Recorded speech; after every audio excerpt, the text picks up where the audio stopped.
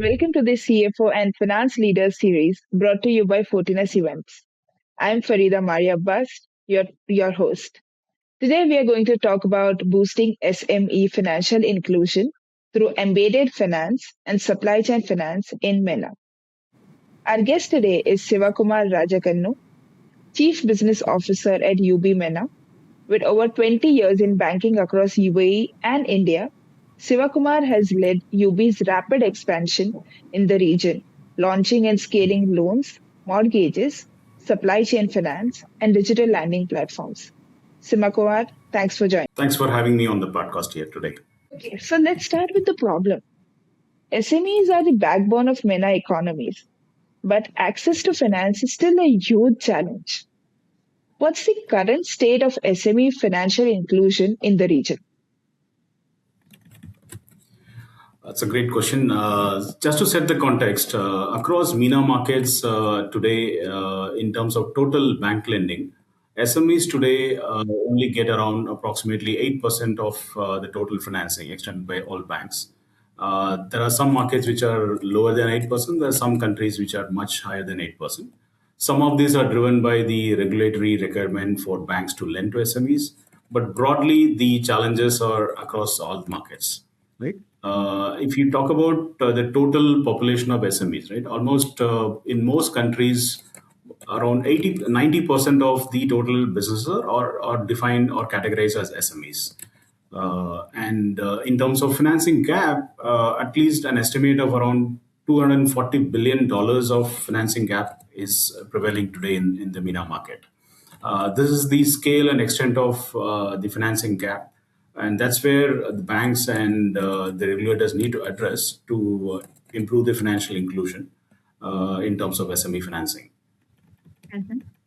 So you have been on the ground building UB's in lending infrastructure here. What are the biggest barriers SMEs face when trying to access credit? Yeah. So, a couple of key challenges in SME financing. One is from the lender perspective, lenders typically don't have the necessary data points to be able to assess credit risk for SME financing, due to which they end up asking for property collateral. So, the high collateral requirements stand as a hurdle in SME financing, and obviously, not every SME can provide that collateral. The second, the challenge that lenders face typically is a lack of alternate data or the credit data on SMEs to be able to take the decision. So that has improved quite a bit, and with a lot of credit bureaus getting active in across MENA markets. Still, there are gaps in terms of data points for the banks to assess the credit risk. The other key challenge in SME lending is the large corporates crowding out the SMEs in terms of financing. As you can see, in terms of SME lending share among the total lending book, a large portion of the lending book is concentrated on large corporates because banks face challenges in terms of SME financing, both in terms of cost of acquisition and cost of servicing. Okay. Mhm. Embedded finance is being talked about as a game changer. For those who aren't familiar, what does embedded finance mean in practice, especially for SMEs? Okay. So I'll break that question into two. Firstly, what is embedded finance? So broadly, in layman terms, it's financing at the point of need or on the platforms where SMEs are already active. Right. Embedded finance is all about lending, leveraging the partnerships between lenders and the B2B ecosystems. In a sense, embedded finance is all about bypassing the traditional channels. Typically, an SME who wants to get lending from a bank, they either need to approach a bank branch, or they have to meet a relationship manager of a bank, or they have to the off late they can apply to on a bank's website or a mobile app.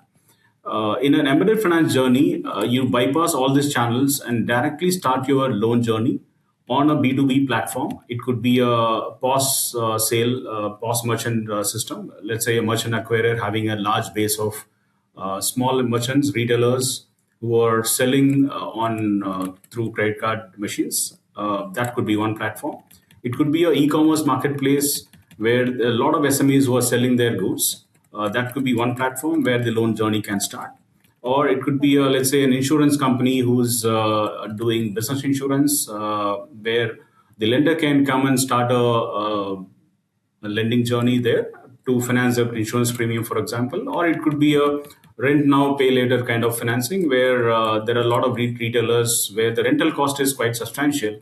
They are given an option to pay the rent upfront and get it financed and repaid in over a period of 12 months, for example. It could be any of these scenarios where the finance journey starts outside the traditional channels in a typical B2B ecosystem. Mhm. Okay. So, can you share an example of how UB is using embedded finance to help SMEs across capital faster, access capital faster? Okay. From EB perspective, some of our classic use cases in SME embedded finance in our flagship markets. Again, take one example of an unsecured business loan. We start the loan journey in a SaaS platform, in a B2B platform. Typically, this SaaS platform is used by SMEs for their cash flow management, integrated with their ERP system. These are quick, small value business loans, unsecured, where the data points are directly picked up from the SaaS platform. On top of this, the lender wants additional data in terms of credit bureau, which is again consent based, and additional information which is specific to the lender's credit policy that goes into the whole loan journey, and the loans are approved in minutes. Again, in this case, there are no bank branch visits, no meeting with the bank's relationship manager, or the SME need not go into the bank's website.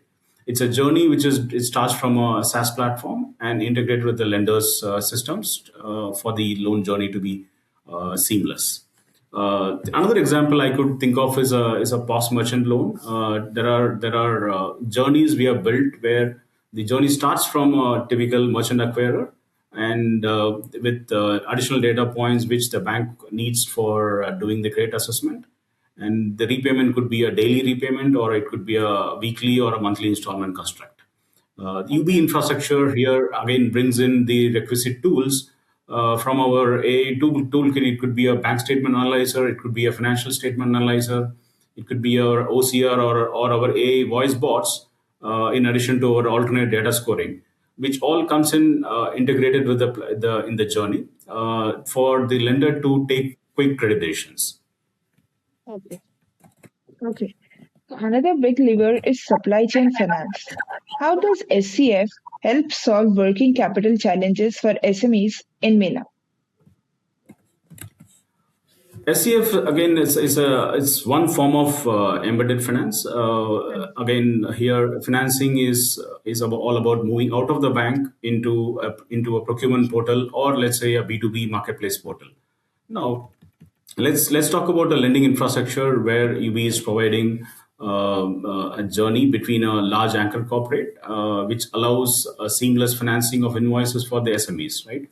Typically, in SME lending, the banks face a challenge of high cost of acquisition and high cost of servicing. Now, let's say an SME is given an option to get the sales invoice paid upfront instead of waiting for, let's say, 120 days from a large corporate. That's where the SCF comes and helps the SME in getting easy access to finance.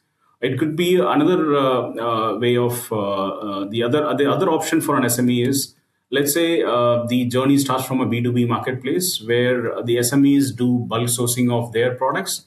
Again, the finance is offered at the point of purchase. uh, it could either the other option on SCF for lending to SMEs could be where the lender has arrangement, a program limit approved with the large anchor corporate, where a pre-agreed financing program is defined upfront, and the anchor supports with additional data to the lender in terms of, let's say, sharing a 12-month ledger statement, where the lender has access to see the business volume that the SME has done with the large corporate over last 12 months time. They can see the seasonality, the granularity of the transactions, the payment history, These data points are used by the lender to be able to assess the credit risk much more accurately. Okay. Okay. So how is the UB using data and digital platforms to unlock credit for businesses that traditional banks might pass on? So today on all our platforms on a B2B financing space, we provide both data and the tools for the lenders to be able to assess the credit risk. Right? It could be a transaction data. It could be alternate data points from public sources. Like there are markets where, like for example, in UAE market, you have WPS as a data point, which can be inbuilt and integrated into the platform. It could be a VAT statement. It can be a corporate tax history. It could be external credit bureau data, which is again consent based. Mhm. It could be a bank statement analyzer, which will come in handy within the platform. It could be a financial statement analyzer tool, which again is integrated into the platform. Traditionally, these data points and tools were missing in the traditional credit assessment journey of banks, and that's where UB is bringing this to the lenders to make the lending process faster. Okay. And not only Mhm. faster, the benefit for the lender is the cost of acquisition is significantly lesser, right? Because we have very limited human touch points. The human in the loop is not there the way it Okay. used to be. And Right. on top of this, the whole journey is also integrated into a collections platform where this will boost the lender confidence. Let's say there is a loan which is due, the installment is due next week. Our digital collections will enable the pre-due alerts for the SME to arrange sufficient funds before the due date. So it's all about, it's end to end platform. It's a full stack platform all the way from sourcing, starting the loan journey till the collections. The platform can manage. Okay. Great to know about that. Yeah. So how does embedded finance and SCF enable boost finance inclusion in MENA?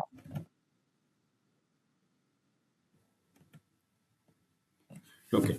So the whole concept of funding SMEs through an embedded finance route or a supply chain finance route is all about addressing a segment which never either had of access to finance in the past for multiple reasons, or they didn't have access to finance at the right price. There are SMEs who don't borrow because they don't agree, they are not comfortable. They don't want to borrow at a high cost. Again, the Mm-hmm. banks have been charging a very high interest rate because they didn't have enough data points to assess the credit risk. Now, this whole journey comes with a lower cost, as I said, both in terms of acquisition and servicing, which helps banks to penetrate much larger SME base, which was previously not addressed. And Right. given that the whole platform is, we bring in the additional data points and the tools, the lenders have the confidence this segment can be taken seriously and it can be profitable to a lender. Okay. So now we move towards the last part of our podcast and also a very interesting one. This is a rapid fire round. I'll be asking you three quick questions, and here we go with the first one. One piece of advice for CFOs trying to improve their company's access to working capital. Okay, on top of my mind, I can think of one advice: don't rush to lenders in the last minute. Typically, this has been something which we see time and again. Mhm. People rush to the lenders at the last minute and end up choosing a financing option which is not appropriate to the end use or not appropriate to the business model. Okay. Apart from the rapid fire, I'm just curious to know why does it happen? Like, why do people go to the lenders at the last moment? Is it because they lack in the planning, or is it something that always happens, or the last minute changes, or what leads to that? So typically, SMEs don't use those advanced financial management tools, which is otherwise available for a large corporate. The Okay. large corporate can invest heavily in an ERP system, while an SME may not be able to afford. And it's the same thing. Even the typical CFO of a large corporate is professionally qualified, which may not be the case in case of an SME. So the whole cash management process is not advanced in an SME, and typically and the owners don't take this cash flow management so seriously, and that's where the challenge happens in terms of financing gap. Thank you for answering that, Shivakumar. Going back to our rapid fire, the second question is, what's one myth about SME lending that needs to go away?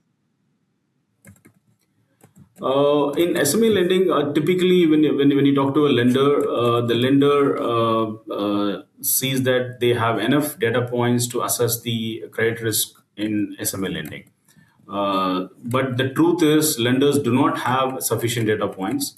They historically depend on the traditional credit assessment process, which can be changed with this embedded finance and SEF lending approach.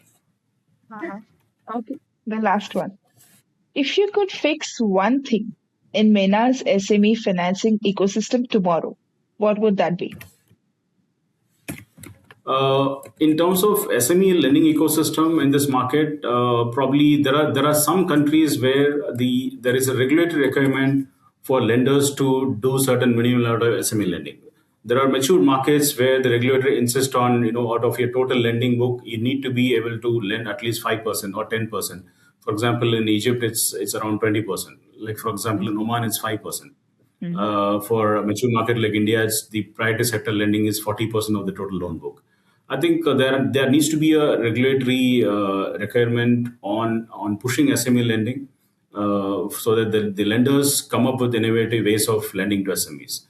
And when this kind of a regulatory requirement comes up, there the innovation will fast track, and the lenders should think of looking at new ways of SME lending. Okay. Mhm. So with this, we come to an end of today's podcast. Shivakumar, this has been fantastic. Thanks for sharing your insights and all the practical guidance in such simple words. It was a complex topic indeed, but it was really good having this talk with you and understanding so many things. This is going to be really useful for our listeners as well. Thank you, thanks for having me here again. If you're a CFO or a finance leader working on access to capital, supply chain finance, or financial inclusion, this is a conversation you do not want to miss. Thanks for listening. See you at the summit.